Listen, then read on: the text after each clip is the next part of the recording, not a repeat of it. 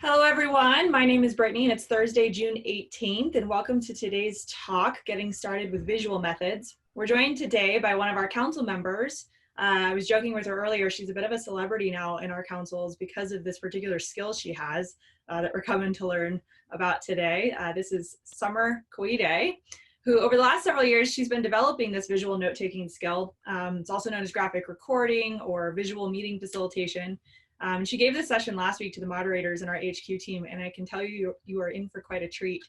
We had a blast trying to figure this out. My husband even was like, wait, you drew that? Summer leads concept design and development for Target's New Ventures group, and she oversees prototyping and experimentation to evaluate the desirability and viability of new business ventures for Target.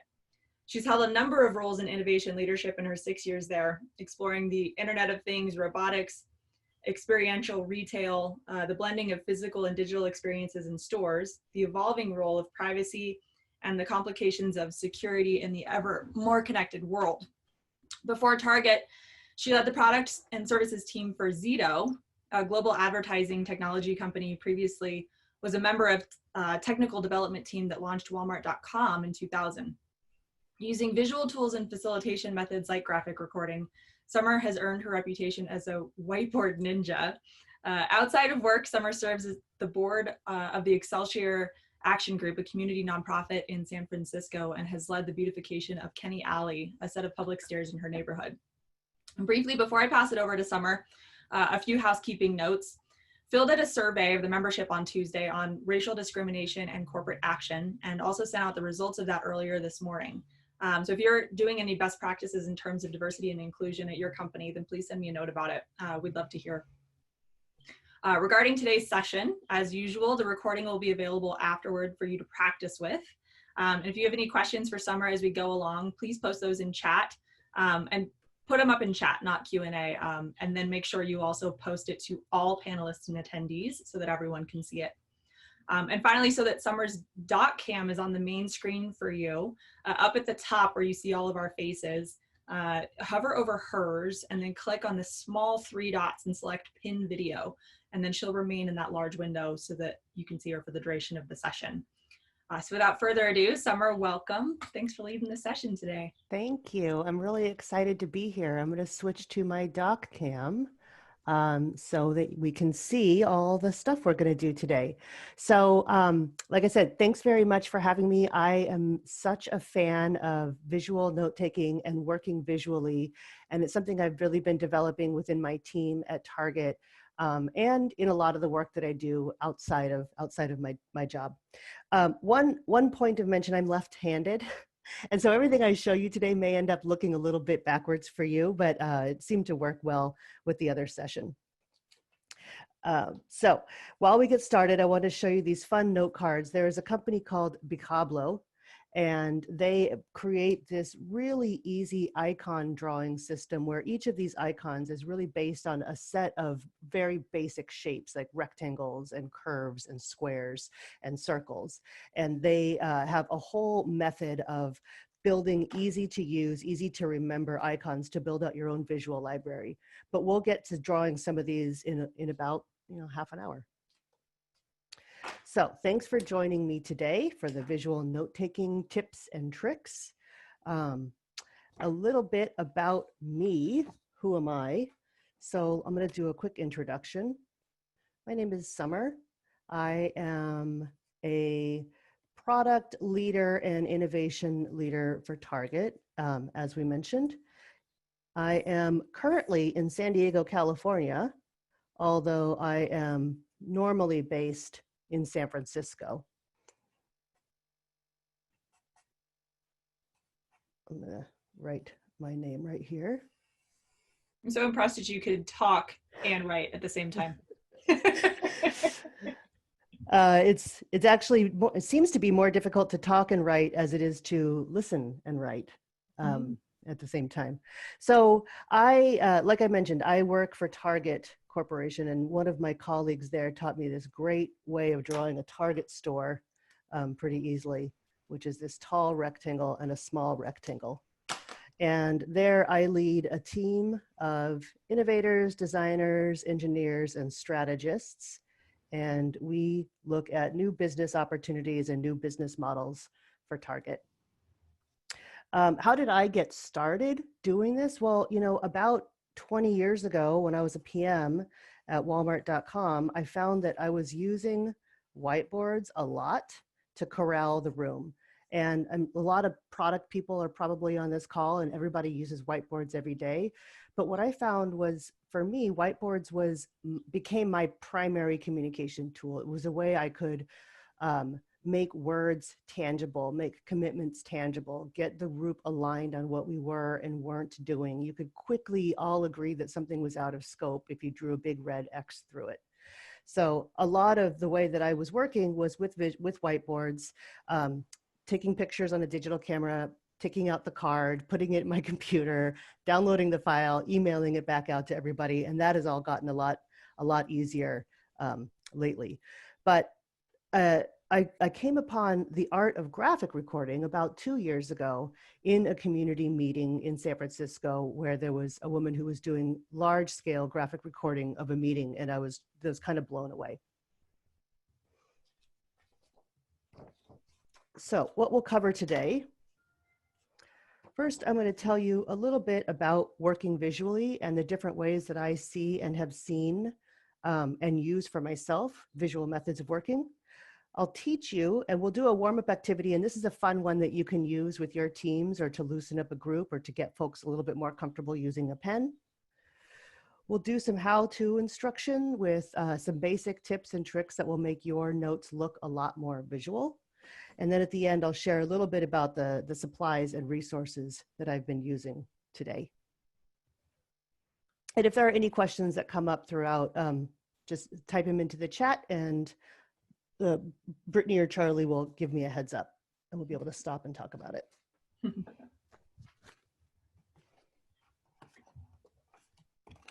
So for me, working visually, is that focused? There we go. Yeah, that's there. There are two things that were happening for me when I think about how to bring visuals to life in my work, and increasing my own confidence in being able to do so. And it starts off with what I hear my inner critic say, which is that it's too slow. It's not a real way of communicating. It's very childish or juvenile, or I'm not really an artist. And those are the things that were causing me to withhold or second guess, or, not have the confidence to work visually with teams. But what I started to witness was I would see groups really, it created a lot of alignment. By drawing a circle on a whiteboard and calling it a square, someone's going to step up and say, no, this is what we're talking about. And it really invites collaboration. It invites co-creation. It improves retention.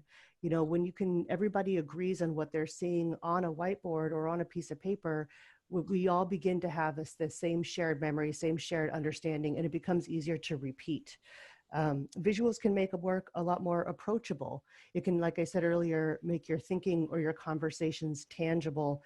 And honestly, for me, it's a lot more fun. It makes it more fun to do. It's a lot more engaging for everybody in the room. Even interacting this way, where the content is unfolding in a way that's slightly different, especially as we're all on Zoom calls back to back, taking a little break from Zoom and PowerPoint, and being able to just interact with content in a different way is a little bit refreshing. So the different types of working visually that I have seen, what we'll focus on today is visual note taking. This is also known as sketchnoting, and there is a gentleman by the name of Mike Rohde, R-O-H-D-E, who is he's published several books. He does a lot of online courses, and he's a bit of the father of sketchnoting. But you can look him up, find him on Instagram. Really great for inspiration and for following. There's also a spin-off of visual notes and sketchnoting, which is called Bujo, short for bullet journaling. And this is the art and craft of drawing out by hand your weekly planner, your daily planner, your habit tracker, your mood tracker, goals, your year-long goals, month-long goals. And this is, it's a creative and also meditative way of being productive and managing your time. There's also strategic visualizations, and I use these with my team to tell complex stories in a single page. The incorporation of visual metaphors plus words plus spatial relationships between content on a page helps to tell a more complex story in a single slide. I mentioned earlier graphic recording. You may have seen this at conferences or workshops or large-scale meetings. This is, you've got a speaker or panelist up on a stage and someone standing off to the side capturing in real time. And this allows the audience to interact with the content in multiple ways. And then finally, visual facilitation, which is the act of using large-scale visual templates to facilitate a room or a team through a process. And I find this to be highly engaging. Everybody gets a lot more invested in the activity and the group output. And I find that, you know, a lot of the charts and templates that we do our work on together as a team end up going back on walls and getting plastered around the office, and help the team re-ground back to those offsites, which sometimes, you know, they can evaporate after you get back to after you get back. So I've got a couple examples. These are some of my personal examples that I happen to have here. This is, I don't know if Pete Anderson is on the call, but I had a great conversation with Pete last week where I asked him a few things about how to approach innovation and how you bring it together with Agile. And these are the notes that I took during the conversation with Pete. This is a combination sketch note and sort of bullet journaling planner. There we go. Where I've got my weekly plan, some of the big rocks that I'm trying to work on, even a dinner plan here, things I need to share with other leaders, things I need to delegate, folks to recognize, various shopping lists, and then a running list of different team huddles, all team meetings, leadership meetings, et cetera, from throughout that week. This is a template that I'm using to hold career conversations with some of my team. And I've tried to, blanking out the name for anonymity. So mind these Post-it notes.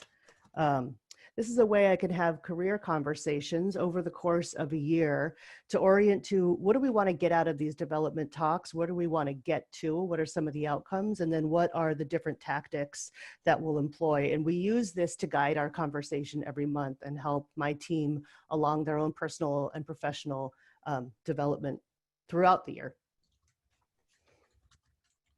So those are just a couple of examples that I happen to have. They're real life ones. There are tons on the internet, and I think we're going to send out a little packet after this that will have some really great, really inspirational visual note takers and visual workers that you can follow on Instagram. That's kind of the best place to get going. All right, so get your pen out. Let's get going. Let's get warmed up. All right, so for this one, if you have kind of a marker, that's maybe the best thing to use.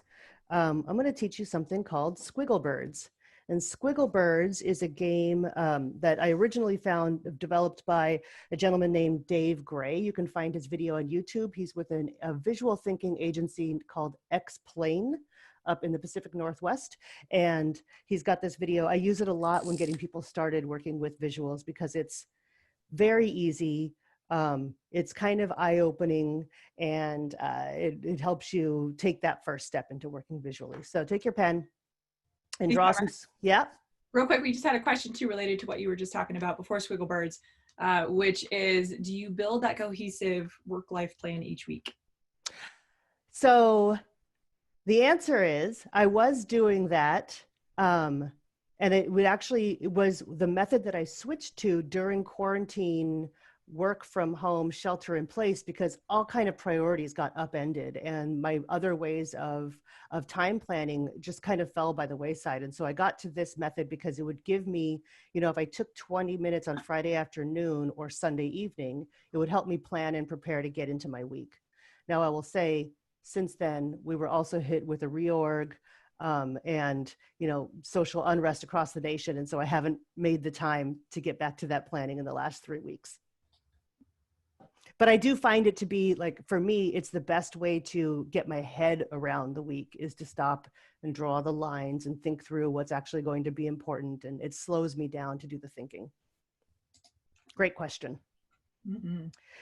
Okay, so you want to take your colored marker, draw a couple squiggles on the page. I'm going to draw different squiggles of different types.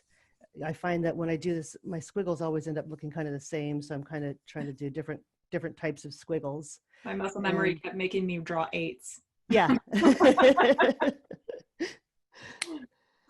And then with just a couple of steps, we can turn these squiggles into birds. So what you need to add is a beak, 2 eyes, and 2 legs. And each of these squiggles can very quickly become a bird. And as soon as it becomes a bird, it looks like it was always meant to be that bird. And that's because your brain fills in what it believes. And this one I think is flying. I'm not going to draw feet on him. Your brain fills in the rest. And this really shows you don't have to be a good artist to be able to work visually. This is a really fun activity to do with the kids. You can do fun things like put the head down. He's eating a worm, maybe. This looks like he's a very proud bird, like this, with a big thing that roosters have. This one might have kind of regular bird with his flapping up in the air. So I like this one because it's easy and it always works. And I don't know if I already said, it's also fun to do with kids. Yeah.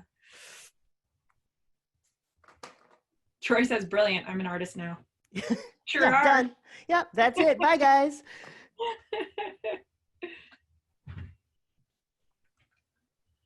I wish we could see everybody's birds, but that's okay. We can do that at the end. Yeah. Save birds, and we'll save your birds. That would be great. We'll go in panelist view at the end. Okay, so how do you do it, right? Okay. How do you work visually? Well, first, a lot of people ask questions about layout, like how do you know which way to lay the page out? And I'll give you a couple of options, right? Sometimes you're working on a piece of paper that looks like this. Sometimes you might be working in a notebook that looks like this. Sometimes you might be working on a big 8-foot long piece of paper across 2 easels, and you don't know how you're supposed to capture this content all the way. What are the best tips? Well, first of all, let me tell you this. The way that you can go with your layout, you can do a couple different options. I'm going to show you a couple options here. You could put the title in the middle and have your content go out in sun rays like this, right? Cats. You're writing notes about cats. You could have the content kind of go wandering around like this. You could break it into quadrants on the page. Can you see these okay? It looks like it's coming through. Yeah, it's coming through. The same thing, if you want, you can put a title across the top and then aim, if you've got a 45-minute podcast or a 1-hour session at a conference, mentally break the page into sections and know that in the first 20 minutes, you want to get this far, and then you want to fill out this much and fill out this much. And I do the same thing when I'm doing graphic recording. I split it into quadrants and know that I'm thinking about 15, 30, 45, an hour of content. Because what would end up happening is I would be too conservative with the space and then have to, draw a big palm tree over here to fill up what was left. And that's the scale never looks right. Okay, so tip number 1, drawing borders around your paper, which you've seen on a lot of my title slides here. I've got a border on there. It really pulls together your notes. And if you just take a regular page of notes and put a border around it, like I did in this example of my conversation with Pete, that little tiny amount of detail makes your notes look a lot more visual and a lot more pulled together. So how do I draw borders? I'm going to show you with this red pen. And I hope that this camera is going to remain in focus for you.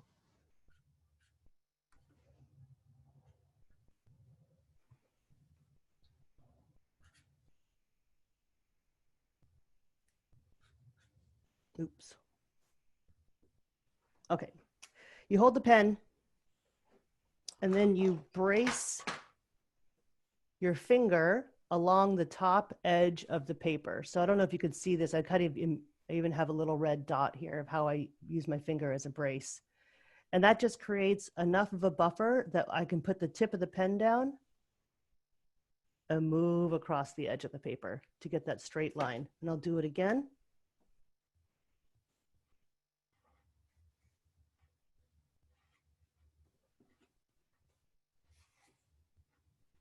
And the way that I'm going to be doing each of these how-tos is I will draw it once and talk you through it, and then I'll do it again 2 or 3 times so that you have enough time to try it and practice it on your own.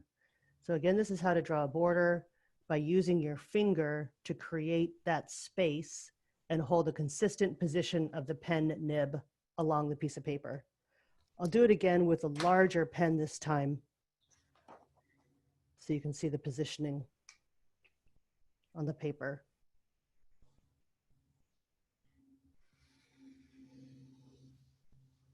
And I'm using a chisel tip marker and putting the most broad edge of the nib down on the paper to get the thick line. If I had gone the other direction like this, we could have gotten a thinner line.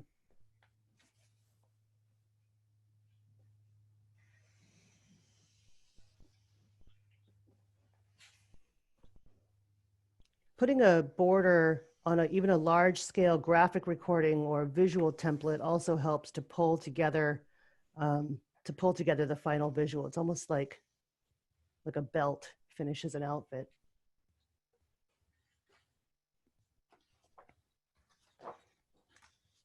So that's how you do borders. Next, I'm going to move into banners. And again, I will show you and talk through one time, and then I'll draw it several more times. So a banner can be pretty easy. What I do if I'm going to draw this first banner style is I'm going to write my word first. Banner.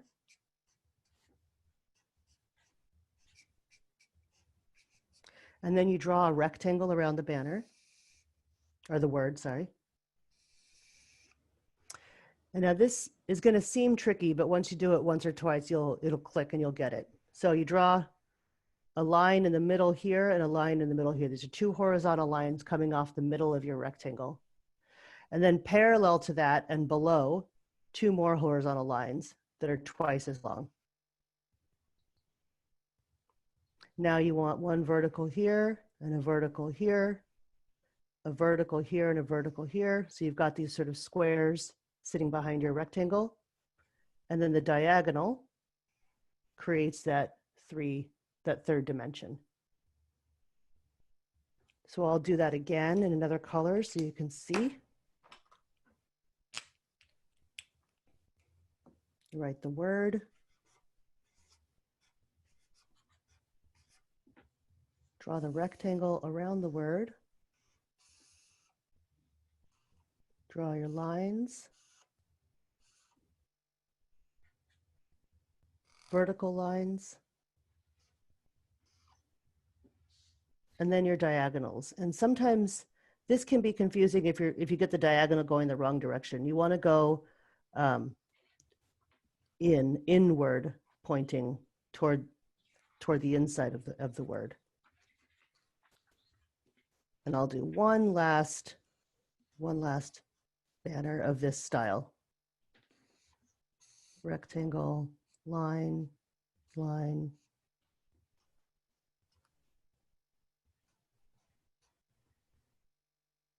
But there's another banner style we can try, which is curved. And for a curved banner, I like to draw the line first. So I'm going to draw a curve like so. And then I'm going to write the word, oops, curved. And then you draw the parallel line on top and a little cutout detail.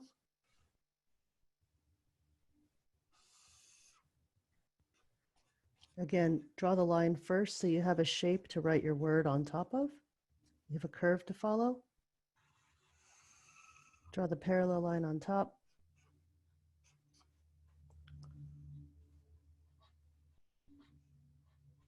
One more time.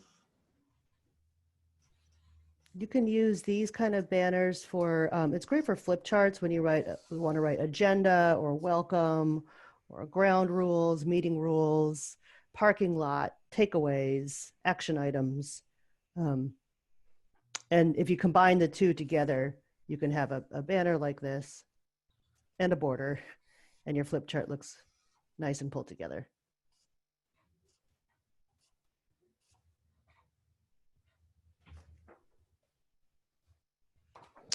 Next, I'm going to show you word bubbles and thought bubbles. So these are great when you're taking notes. If you want to capture quotes of what someone is saying or what's being unsaid, what you think the room is thinking. And so a lot of what you're hearing today can be very poignant. And I think I've heard this several times. It's a movement, not a moment.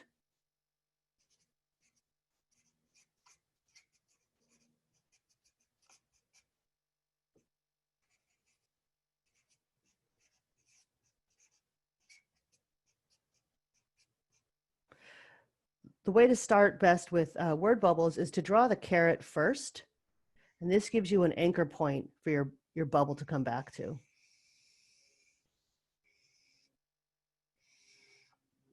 can do the same thing with a circle or an oval type of word balloon. I want to draw a couple more so you can practice it on your own.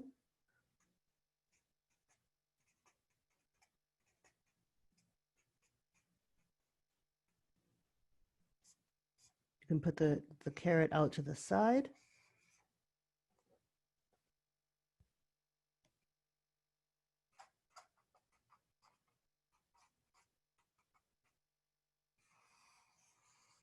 Oh, see, I didn't draw the carrot first, and now this one ends up kind of funky.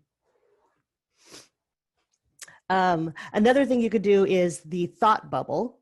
So again, you write your quote or your thinking inside, and a thought bubble is really just a series of yous like this written upside down.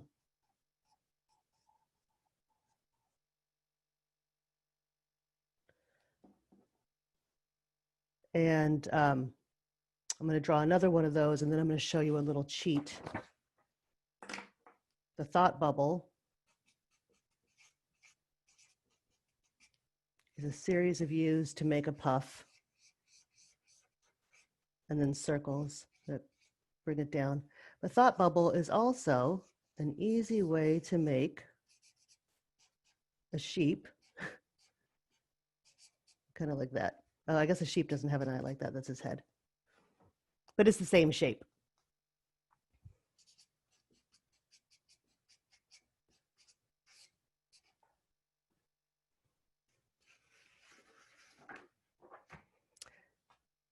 Next, I want to show you a few different bullet styles. So I'll start with a banner up here.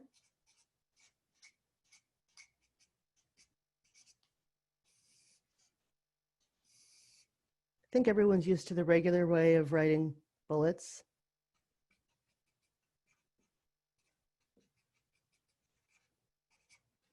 Another one I like to use a lot is a square, because then it's like a little checkbox. You can check it off when you're done. You can also easily dress up a square by adding a drop shadow, which is one line. You stick to a corner. So I usually stick to the left and the bottom, a line here and a line here. You can do the same with your banner.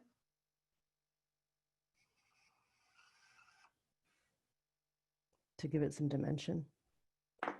You can do bullets in color, like this. You can do bullets that are little carrots. Again,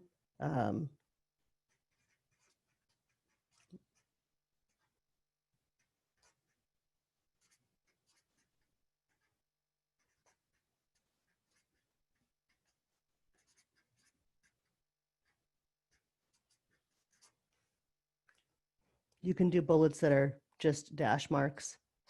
But each of these, when you've got, especially with large scale graphic recording, bullets do a great job of providing consistency to information at that more granular level across the page that can come up in multiple ways. So in one part of the page, you might have people to contact, and in another part of the page, you might have a bunch of tactics that need to be done. In another part of the page, there might be a list of resources. And when the eye can anchor to something that is consistent and recognizable across different sections of the page, it's a lot easier to understand and interpret the information.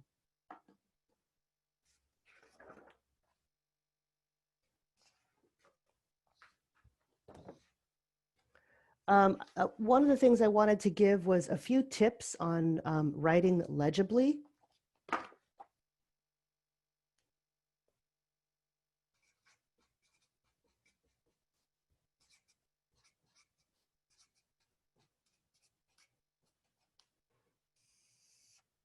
So I like to use all caps. I think for me, it's a lot easier to keep the sizes consistent and the spacing consistent from word to word. I also like to create space. You keep the letters separate, and that makes them, keep letters separate. Easier to read from afar.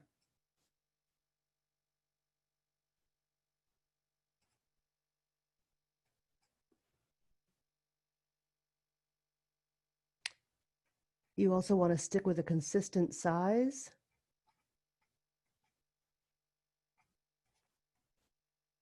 And then my last tip is use bold strokes. And that's, I don't know how to really instruct, but if you put some power into your pen, don't make a typo, use bold strokes, and the energy comes through. You can tell when a line is, sort of weak and without emphasis, but when you've got these bold strokes, it brings more power and emphasis to the words.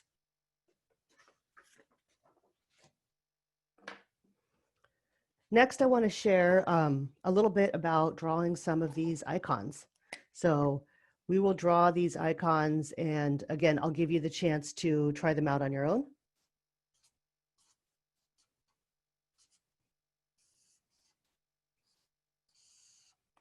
And you'll notice I'm switching pens quite a bit. Some of these pens are water-based. Some of them are permanent. Sharpies are permanent. And these orange pens from Neuland are permanent. The water-based pens are great because they don't stain, they clean easily, they don't have any odor, they don't bleed through the paper.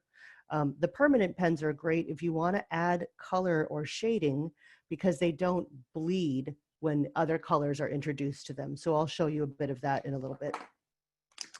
But let's start with an icon. This is going to be a magnifying glass. So you draw one circle, then you draw another circle around it. You draw a handle off to the side, like so. And there's your magnifying glass. A magnifying glass is great as an icon for search, for focus, analyze, insights, discovery.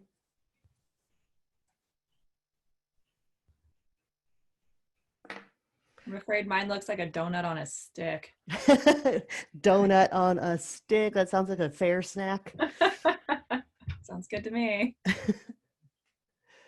I will draw that one more time. Circle. We've got a question. Yep. PJ, how do you cope with fast note taking with nice visual imagery? He said he would struggle with consistent size, especially with the speed of note taking when that goes up. That's a good question. I think that my answer is just, it comes kind of with a little bit of practice. I forgot to mention this in the beginning, but when I met that woman who was doing the graphic recording at that community meeting, I got very interested and did some research and decided over the Christmas break that I wanted to capture on a flip chart one TED Talk every day during the break. And that act of getting 10 or 20 of those under my belt gave me some familiarity. It helped me find how I want to write, how I want to, which I think I even chose my first 5 icons. And so what you might want to do is pick 1 or 2 things and carry that forward and let that become your thing. And then as you build up just the smallest amount of muscle memory, it's like riding, when you first learn to ride a bike, you have those wiggly days, and then you start to feel a little bit more confident. And the size and scale begins to work itself out pretty quickly. Mm-hmm. Here's another one. You start by making these U's like this, and then one angled line down and another angled line down, and you have risk or danger, competition, or maybe security.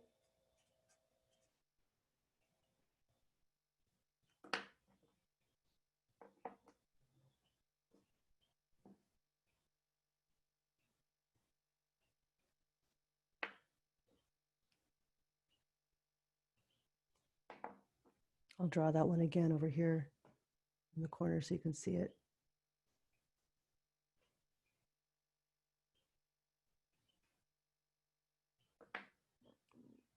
And I'll show you a bit of how the use of color and shading can really bring these to life in a different way.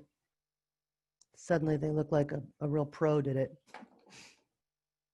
A bit of shadow and a reflection.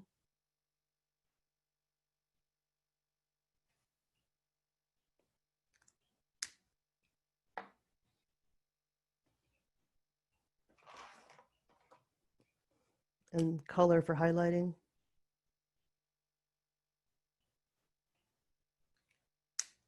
All right, the next icon I'll show you, we'll use for goals or milestones. So I draw one line, one curved line as such, and another curved line, one flagpole in the distance, then another flagpole a little closer, and a road going through it. And with this one, you can use it, again, to talk about goals, milestones, roadmap,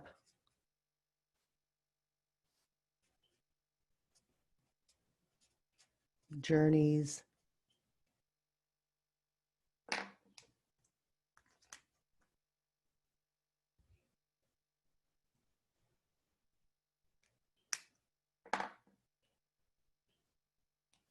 Another style of highlighting, you could do this kind of highlighting. You can also, do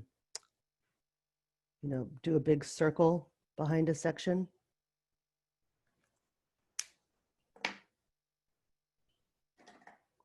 We can add some color to this banner.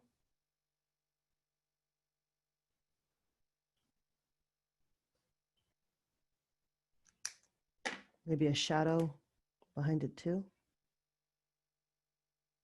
And now we have a page that is just enough details to make it come alive a little bit better, with a little bit more life.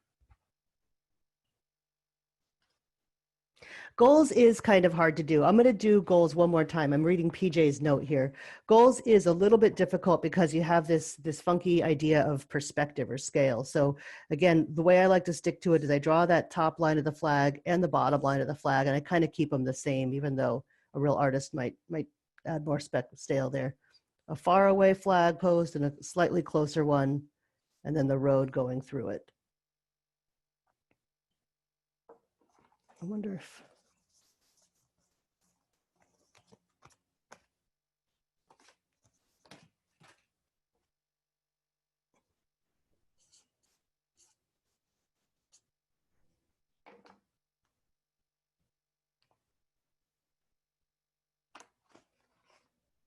Okay. Next, I want to show you just a little bit more about the different supplies and tools that I was using today. So again, I mentioned the Bicablo icon cards. If you do a Google image search, you'll be able to pretty quickly find a number of their icons.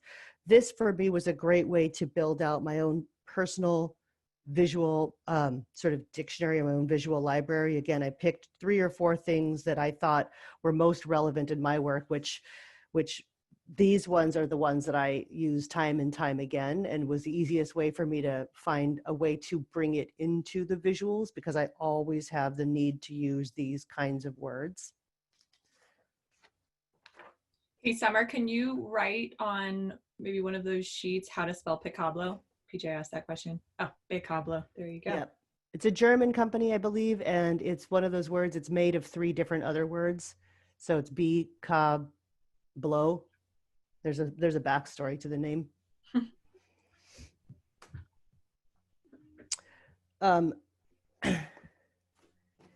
E-statics, you might have seen when I did the agenda in the beginning, there's this, it's almost like they're sticky notes, but they're static cling.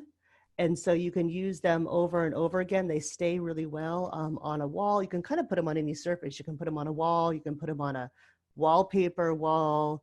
And I use them for the agenda of this meeting because I was reusing and I didn't want to have Post-it notes falling out of my stack of papers. I use the Sharpie quite a bit. I use the smaller tipped Sharpie quite a bit. Another pen I've been using a lot more lately is this Rotring pen. I use this a lot for visual note taking and for sketch noting. It's a smaller fine tip pen as well as the Micron.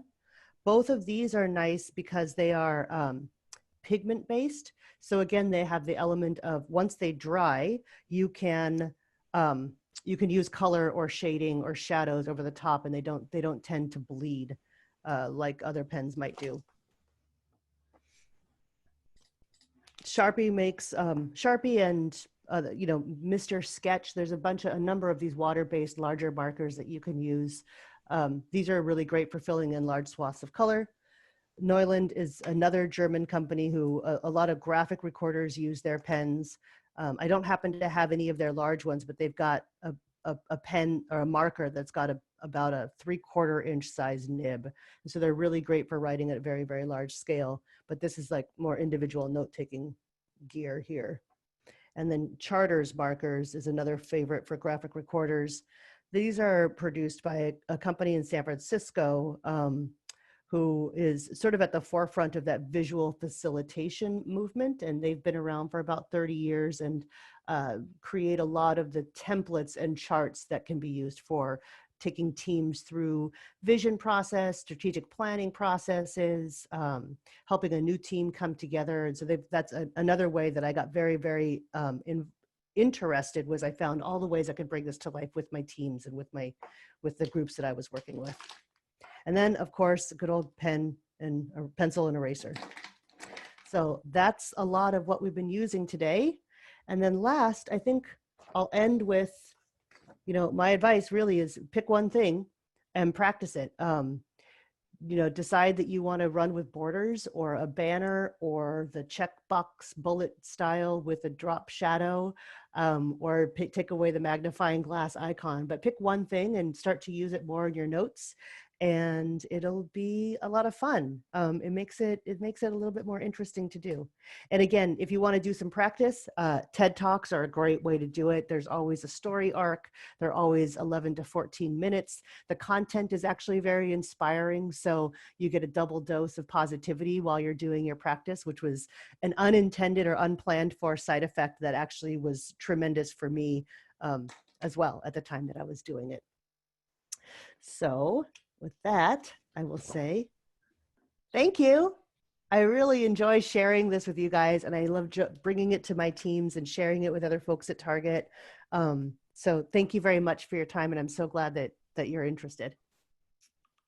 This is great, Summer. Thank you. And real quick before, of course, start asking questions in the chat. I wanted to steal your screen for the moment and show the group, for those that maybe didn't attend this session, you had done a graphic recording of Beth Comstock's talk, Closing the Oh yeah. Gap. And it's a really cool piece. So I'm gonna steal the screen real quick and show everybody because it was just so cool. Can you see that?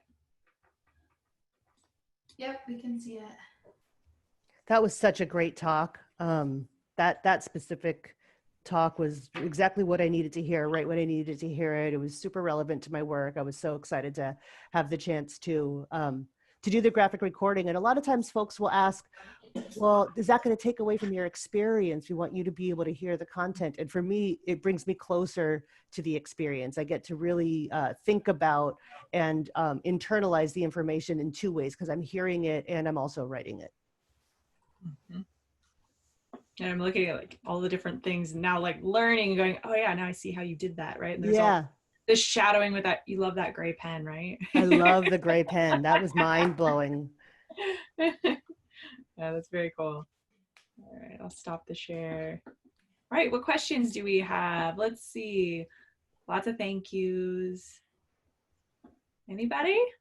Well, you know, and also, Charlie, if you'll help me, let's start popping everybody over to panelists and we can see your squiggle birds and your banners and see how you did. Sure, yeah, I'll start at the top. Great, I'll start at the bottom. How long before you felt like note-taking was fluid? That's a great question. You know, I think during the course of those 30 days of TED Talks, I went from it feeling very uncomfortable and like I had no idea what I was doing to feeling like I had a base level of competency, and I found enough of my own movements and how, you know, it took about a month, I would say, of focused practice, which is only, again, 15 minutes a day. But then I was able to, like, you know, each one I would do it, I would step back, and then it's okay, tomorrow I want to focus more on titles, or tomorrow I want to focus more on bullets, or, oh, I love it. Look at my little birds. They're so cute. They're so cute. I struggled with banners, but right? by the end, Summer, look at these bad boys. Oh yeah, there you go. That is it. That is the banner for the win, right? Yeah, you got it. I love it. Uh-oh, Patricia, you're fading into your background. I know. I don't know how to switch it off quickly. Sorry. Wow, that looks background. So it looks like you did a visual recording of this session. It looks so good, Anoop. Yeah, it really does. It looks like visual notes. Totally. Anoop, start talking so that you go up on the big screen. Yeah, did you say I should talk so I can go on the big screen? Yeah. Yeah. Yeah. Yeah, so my goal was to actually try and capture some of the notes for future. So what kind of, it looks like it's great. You got everything. I love it. Wow. Yeah. Good job. Notes for my future. Yeah, totally. It was a really good session. Thank you for doing that, Summer. Yeah. Thanks for your interest, and you did a good job on your borderlines too. I love it. Only half of it, yeah. Thank you. There's only so much room on a page, right? Yeah. Well, I had started writing before I did the border session, so no space for that. It was great. Thank you. Thank you. Does anybody else want to share? Just hold yours up and I will spotlight your video. Oh, okay. Yep, here we go. Oh, looks so great. Oh. Showing me, this is what she did. Nice. Let's see. Oh, look at your little sheep. Looks so cute. Yeah, I mean, like your magnifying glasses are good too. I love it. My sheep had thoughts. You see that? Yes. About grass. See what you've got. I had to go step by step, so I remember how to draw. Oh, good I don't know idea. how to draw. That's a really great. I like that breakdown. Yeah. It was a great class. Thank you. Thank you. What you got, Jen? Let's see. Oh, nice. Oh, those are nice and bright too. Of course, mother-daughter have great banners. No surprise. Summer, this is my mom. Hi. Hi. I started late and all I could find was highlighters really quick. So everything's highlighted, but I think I got the idea. I'm super excited about being here and joining your class. I want to start doing this. Charlie clued me into you and what you do. And I just think it's really amazing and fun. And It's a lot of fun. such a great way to express yourself artistically as well as, be a part of the business world. So I really like that. Awesome. That's Jen great. is already an artist. She led a session for us. My magnifying glasses. Start of COVID and taught us how to draw a mountain scene with aspen trees.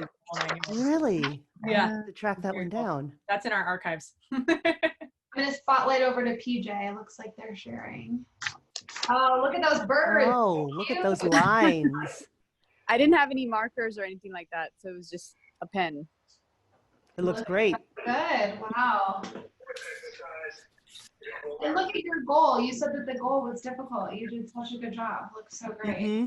Yeah, absolutely. I love the shark. That's so fun. It's gonna be fun with my kids too. So Totally. Well, take it forward. Keep going. Do more. Do it tomorrow. Do it today. Yeah. So great. Summer, thank you so much.